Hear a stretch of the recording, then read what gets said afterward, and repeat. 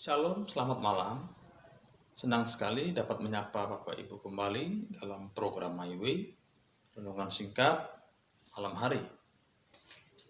Tema yang akan saya sharekan pada malam ini adalah karunia bernubuat. Saya akan bacakan 1 Korintus pasal yang ke-12 ayat yang ke-10, bagian yang A saja.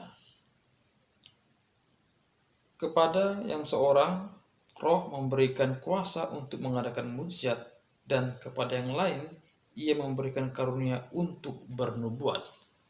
Bapak, Ibu, saudara-saudara, tentu bernubuat adalah tugas yang diberikan oleh Tuhan kepada para nabi, ya, sesuai dengan kata prophets itu, ya, tugas kenabian salah satunya adalah bernubuat.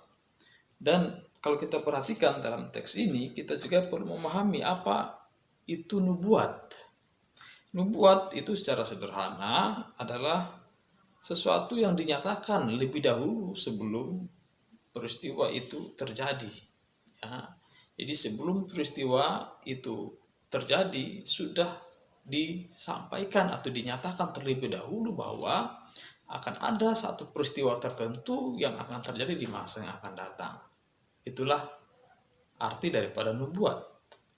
Nah, kalau kita perhatikan tentang karunia bernubuat, ini menjadi sebuah karunia yang kontroversi dalam iman Kristen. Ada begitu banyak orang yang kelihatannya memiliki karunia bernubuat. Mereka mengatakan bahwa tahun ini akan terjadi seperti ini, tahun depan akan terjadi seperti itu. Tapi kalau kita perhatikan, apa yang dinubuatkan itu tidak terjadi. Ya. Nah, kita perlu memahami prinsip-prinsip yang kita harus lihat dalam teks ini tentang nubuat. Ya. Yang pertama, nubuat itu merupakan sebuah karunia yang tentu saja masih berlangsung sampai saat ini. Ya. Karunia-karunia itu kita percayai Tuhan masih mampu untuk memberikannya kepada orang yang dipilih. Ya. Dan itu karunia yang masih bisa terjadi sampai pada hari ini. Tidak hanya terjadi pada masa perjanjian lama atau para rasul di PB. Tidak. Tetapi sampai saat ini pun ketika Allah berkenan untuk orang memiliki karunia tersebut, karunia itu pasti bisa terjadi sampai sekarang.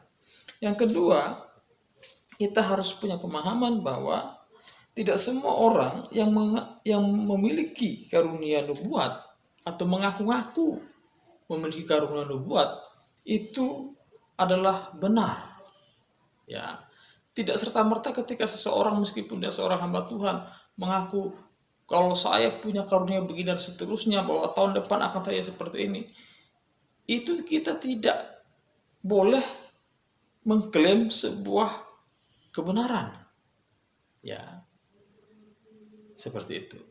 Tentu tidak juga kita boleh, sebaliknya ya, tidak boleh juga kita menganggap itu sebagai ketidakbenaran. Lalu bagaimana? Bagaimana? Apa yang kita harus lakukan? Kita belum boleh langsung mengklaim itu sebuah kepastian kebenaran.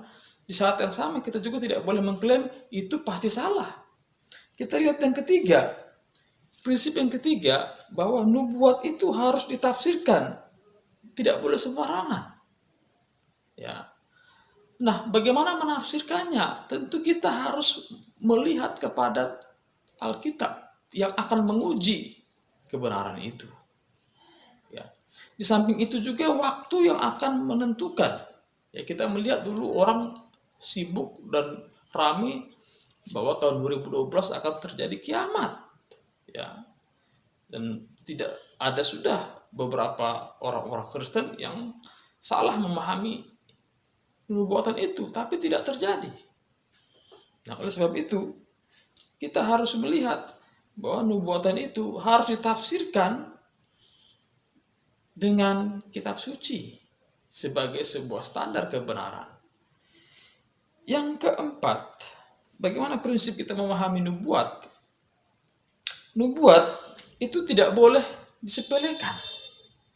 Ya, tidak boleh diabaikan. Tapi di saat yang sama, nubuat itu perlu diuji. Ya, kita harus menguji nubuatan itu dengan firman Tuhan.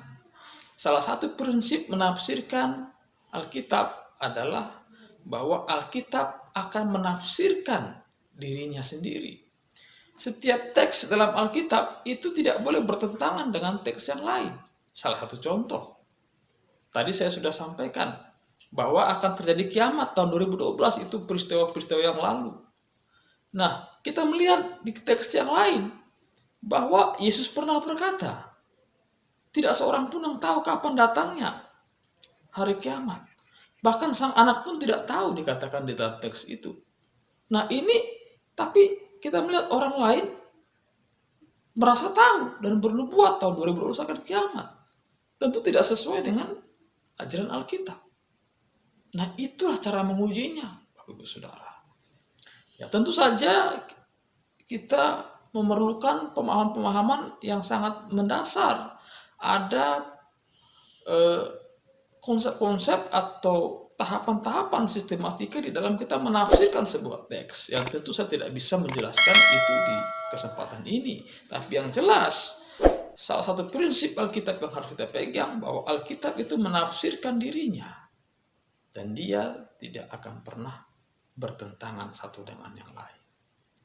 Kiranya kita semakin diperkokoh, diperteguh.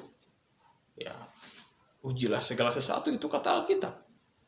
Ya, oleh karena itu, sebagai orang percaya, jangan mudah terpancing dengan ajaran-ajaran yang mengatakan bahwa tahun ini akan terjadi seperti ini, meskipun itu di kalangan orang Kristen, pendeta-pendeta besar sekalipun. Ya, itu harus diuji oleh kebenaran firman Tuhan. Kiranya Tuhan Yesus memberkati Israel kita malam hari ini. Selamat malam.